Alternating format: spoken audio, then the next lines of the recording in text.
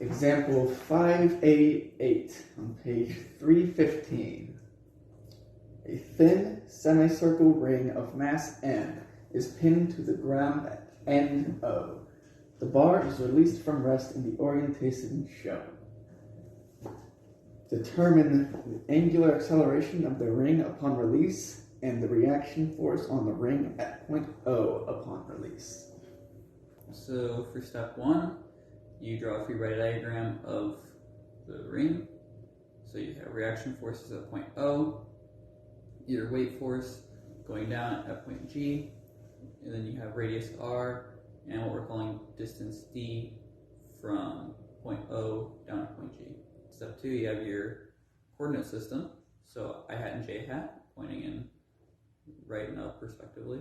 Step 3, you write all your forces out in vector form. So you have your weight force, which is going to be equal to negative mg j hat, and you have your reaction force in the y direction of oy j hat, and your reaction force vector in the x direction of ox I hat. Then you have your acceleration vector written out for step 4. So the acceleration vector is equal to ax I hat plus ay j hat. Next step, you do sum of the forces is equal to mass times the acceleration vector. When you do that, you get negative mg j hat plus oy j hat plus ox I hat is equal to max I hat plus may j hat. And from that, you can get two scalar equations. So in the I hat direction, you get ox is equal to max, and in the j hat direction, you get negative mg plus oy is equal to may. So for step 6, you have Euler's second law. In this case, we have case 1. So the sum of the moments around G is equal to the moment of inertia about point G times the angular acceleration. From this, we can get a third scalar equation of OYR minus OXD is equal to IG alpha. And then for step 7, we just need one acceleration equation.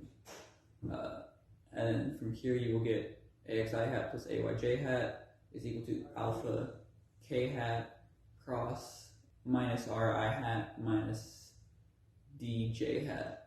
You get two more scalar equations of, in the I hat direction, AX is equal to alpha times D, and in the J hat direction, AY is equal to negative alpha times R. So if you plug equation 5 into equation 2 and equation 4 into equation 1, you will get, and then solve for OY and OX respectively, you will get negative M times alpha times R plus mg, and in the OX direction you will get mass times alpha times D.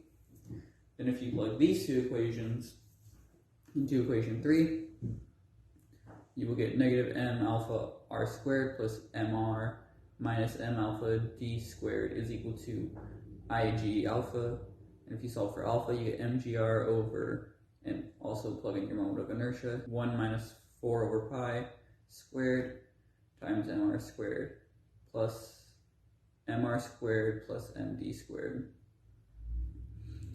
Then once you have that for alpha, you can plug alpha into the equations you just derived above for OX and OY and solve for your reaction forces.